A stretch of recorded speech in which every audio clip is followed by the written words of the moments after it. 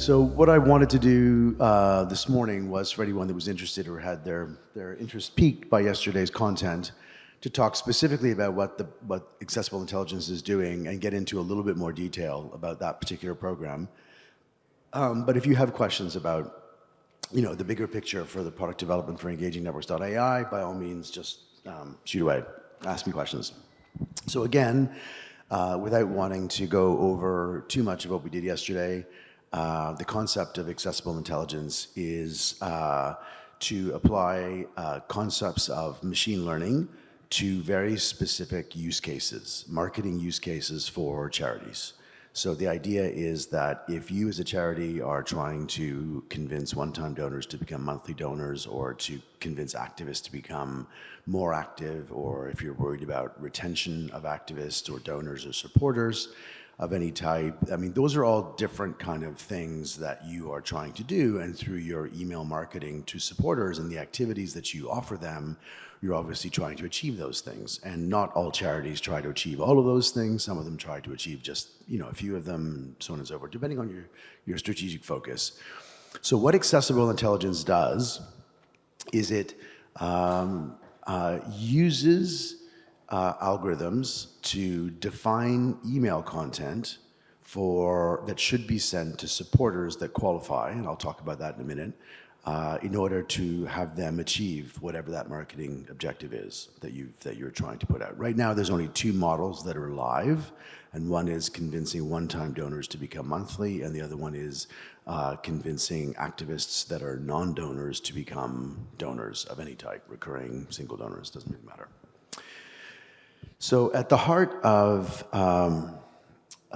any machine learning application is really three boxes. The first one is data.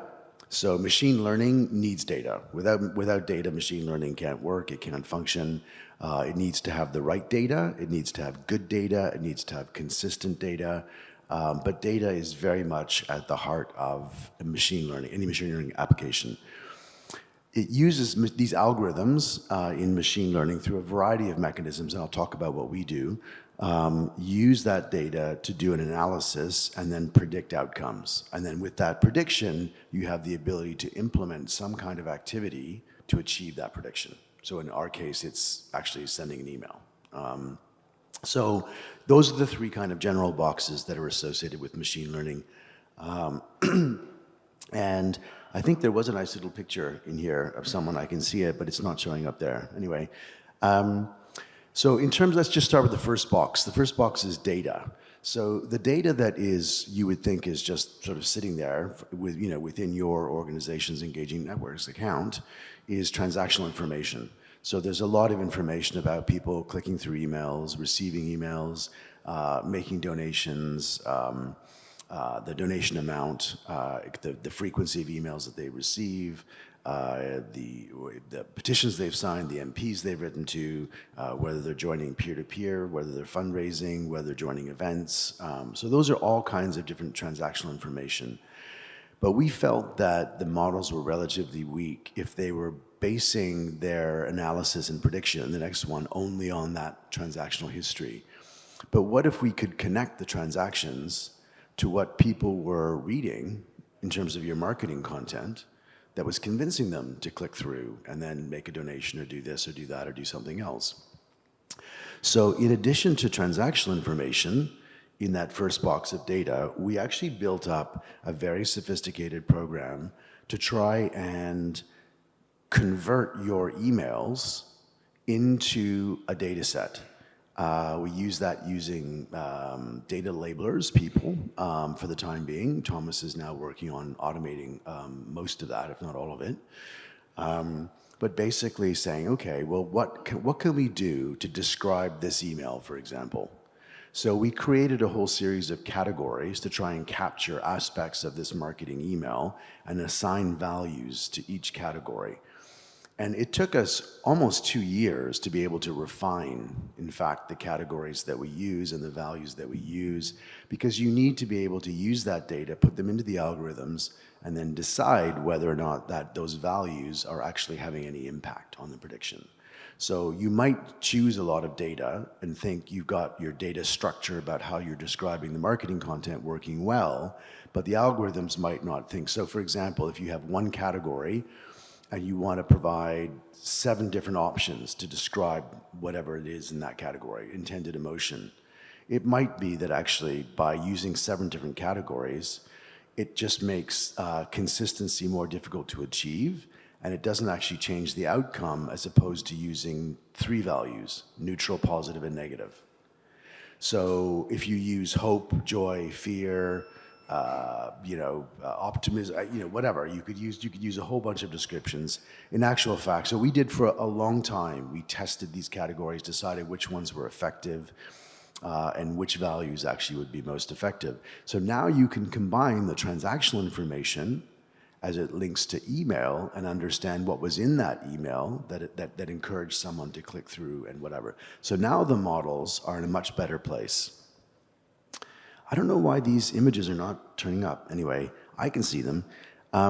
So if you could see this slide, I'm wondering if I just end show, maybe you can see it. Yeah, okay, well, whatever, let's do that then. Sorry, at least you'll be able to see stuff.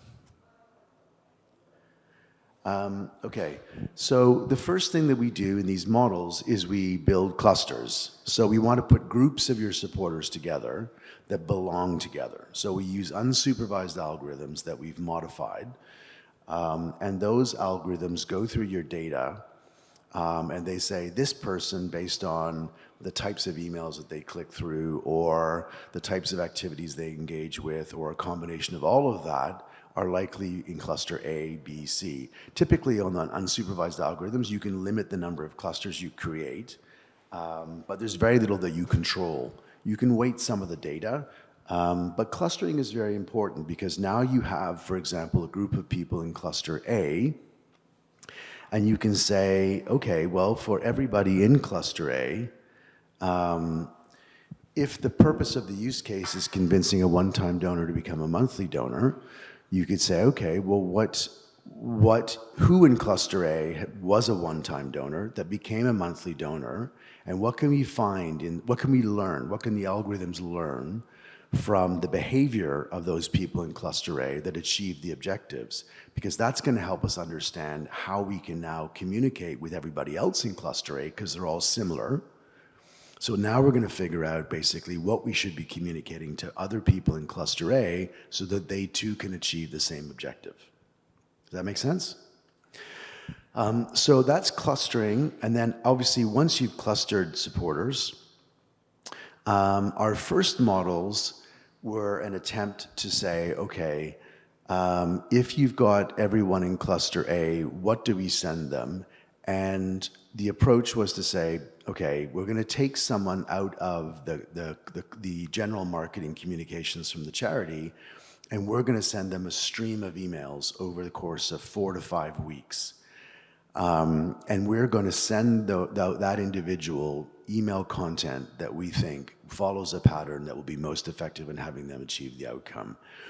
There were a couple of problems with this, and I'll explain the biggest one in a moment, but one of the more practical problems was that when you created these clusters and had defined emails being sent out to people to achieve the outcome, but you were taking them out of general marketing communications that you were sending for 4 to 5 weeks, a lot of charities felt very uncomfortable about that. They didn't like the fact that they were getting this separate email marketing stream and they weren't going to get your regular communications for that period of time.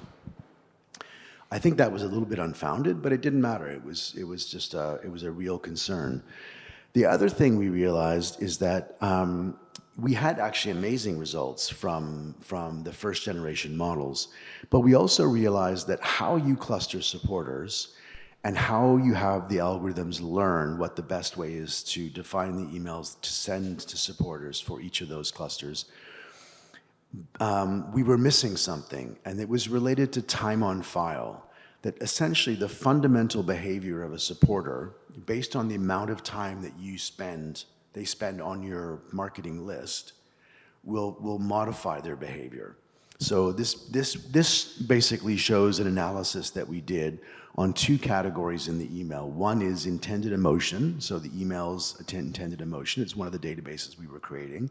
The other one is the taxonomy object, the issue object, basically. And we realized that, for example, on the issue, you can see that the entropy actually, people become more and more loose over a period of time, but it's very different that the emotional side was far more variable for people. So now you don't want to go and say, okay, initially we want to cluster people this way. We can cluster them this way and we'll use emotion differently initially than we'll use it in the second period of time on file versus the third period of time on file. Whereas taxonomy object, you can see the blue bars there, it remains very high for the first almost year. So therefore, using taxonomy object to put people into a single cluster doesn't make sense, because now what you want to do is look at how you can cluster people from the first 60 days, from 60 days to 180 days, 180 days to 365 days, and over 365 days. Because we could see from our analysis that the influence of things like the issue taxonomy and intended emotion didn't behave the same way over time. So we could be even more effective if we actually thought about supporters and clustered them in periods of time on file. So we came up with these second generation models, which essentially say, okay, in this first period of 0 to 60 days, for people that qualify for this use case, single donors to one-time donors to monthly, we're going to create this many clusters, and what we're going to do is we're only going to send 2 emails, 1 email, 3 emails. The most is 3. It's usually 1 or 2. During that time that the algorithms have defined are the most likely to influence.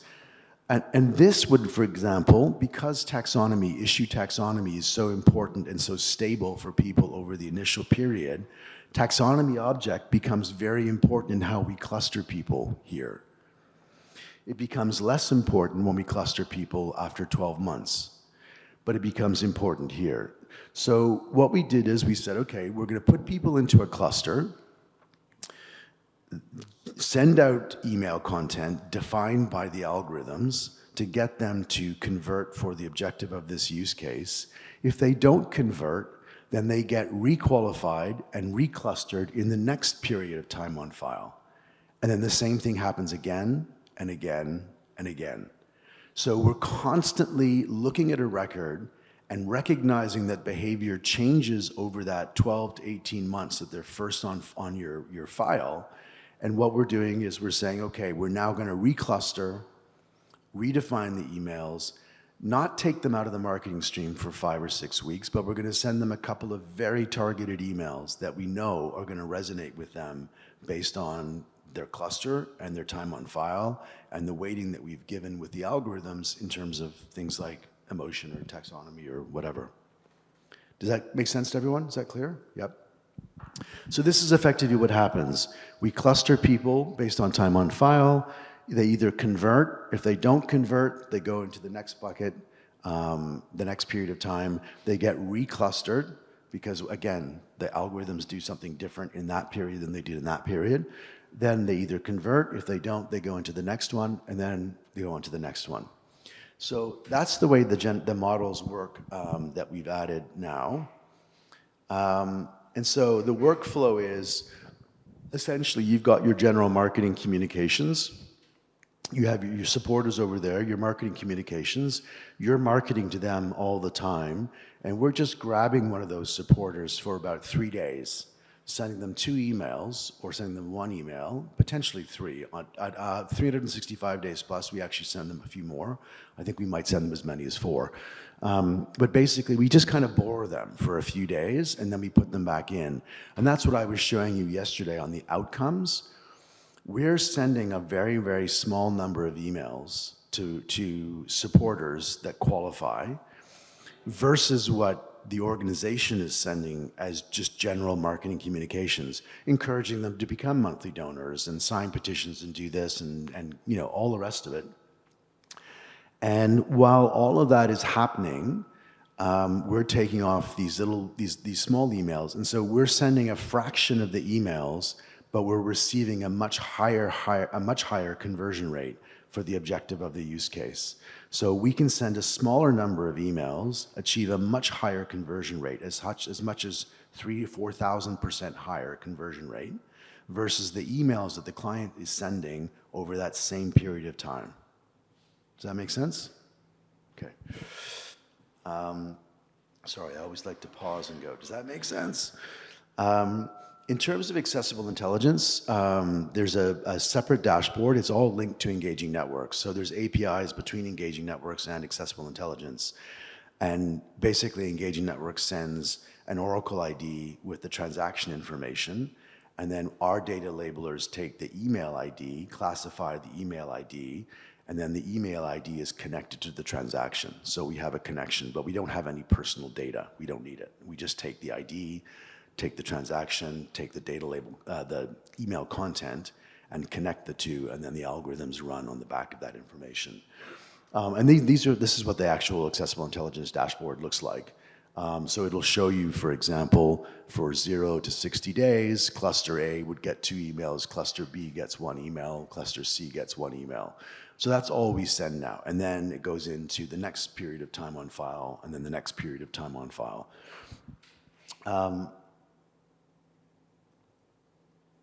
And this is just another dashboard screen that shows how those emails are created, because when we say our AI emails, they're defined emails, it's because our algorithms will go in and say, based on the taxonomy, not the taxonomy, the categorization of the email content, these supporters in cluster A for this period of time on file, you should send them an email that has this intended emotion, that has this subject line, includes an image, positive, negative, whatever, so that the algorithms are saying, this is what you should send them now. And you can use your Engaging Networks email library as a template to start with. So you can say, okay, I'm going to go off and take this email because it matches the criteria specified by the algorithm most closely. So I'm just going to go and use that and change 2 things. So there's a process of content creation. And this is what I was talking about yesterday. This process is what we're replacing now, so that you have the option, instead of going in and creating that content and using your internal resource. I'm going to show you how that works. This is just how it works now. That's one of the dashboard ones on reporting. And I'm just going to get into this here. Hang on. So what we're doing now is we're using natural language processing to get into the process of saying, well, you can go in and write your own emails, but we know from our experience that that's one of the biggest hurdles. So the organizations that we've been working with go, great, now I have to go and write 30 emails, even though we give them their engaging emails to work with, even though they can take emails that most closely match the criteria based on a whole series of filters.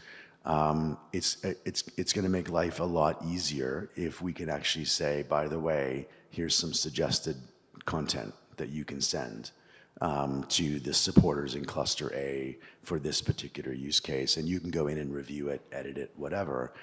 But that's gonna basically eliminate a huge hurdle that we have now, which is this kind of requirement that the client goes in and creates the content. So this is a big deal. This is a big focus for us at the moment. The other one is the automatic classification of the emails. It's great having the data labelers do it. We've been able to actually train them so we get a high level of consistency on how they categorize emails. But automating that and using models to do that actually opens up much more widely the potential for us to do things like aggregate models on a wide range of clients without having to hire an army of people to classify content. So that's a very big deal. But basically, coming back to the natural language processing, the idea is you've got clusters. So the plan is to say, you can still go into your Engaging Networks library and write your own if you want to. You can still go in and write one from scratch if you want to. But you can also just go in and take the email that's been created by, I put GPT-3. It's not 100% sure that we're using that as a source yet. and then just basically take it. And the other thing which is critically important is that as the algorithms learn, and they can actually come back and say, well, based on the interaction with this content that we've specified, actually we think it's better if certain people get classified differently, or if we re-specify the content of an email a bit differently. As it does that, though, right now the burden goes back on the client to update the email and create a new email. So with natural language processing, you now have the ability for the algorithms to learn, recommend changes within the content that's sent, but then also auto-generate the content. And so that becomes critical as well. So that's what I was talking about yesterday, but it's a slightly more detailed explanation of essentially how accessible intelligence works. If anyone is interested in joining, we've kept everything very limited. We've kept things limited to 3 pilot clients. So we have one in social care, we have one on human rights, and we have one environmental. They've all been based in North America, but that doesn't really change much of anything. And again, the results have consistently been extraordinary. The actual conversion rates from the AI-defined emails that go out for all use cases, the 2 that we're running, have been consistently much, much higher than the conversion rates for the emails sent by the client to the same cohort, the same group of individuals. So if anyone is interested, there's the option for people now to join the Accessible Intelligence Program. And it just involves a conversation about your data set, looking at whether or not it's appropriate to go into an aggregate model versus going into a custom model, depending on the size of your database. And we have a team that basically help you with onboarding and getting the process running. It runs for at least a year because you want those supporters that qualify to be able to go through a full 12 months of exposure to the AI emails. The reason that the Amnesty Canada data is a little bit lower than the other 2 in terms of email conversion is because they haven't gone a full year yet. So a lot of supporters that will have been put into their marketing stream means that they probably have only received 50% of the emails generated by Accessible Intelligence. They have to get to October before they get to a full 12 months. Mercy Home and Mercy Home's also a little bit later, but their numbers are already amazing. And Rainforest Action Network has gone a full year, and their numbers are amazing as well. So we know it works, and again, there's nothing for you to do on the engaging network side. It's just really about content creation for you once the algorithm. So our team does the work to classify your content, whatever use cases you want, one of those 2 use cases. We're adding more use cases as well. And then once you've decided which models there are, it's just really for you, it's a question of actually inputting the content for those emails and then running it. Does that make sense? So come and talk to me if you're interested. I think our plan is to get as many to 20 to 25 organizations this year using the technology. Again, so far we've limited everything just to do all the numbers, the testing, the evaluation. But we're very excited because it has the potential to go from this obviously into a much broader application, which basically looks more holistically at the management of a supporter, regardless of the outcome. Okay? Thank you.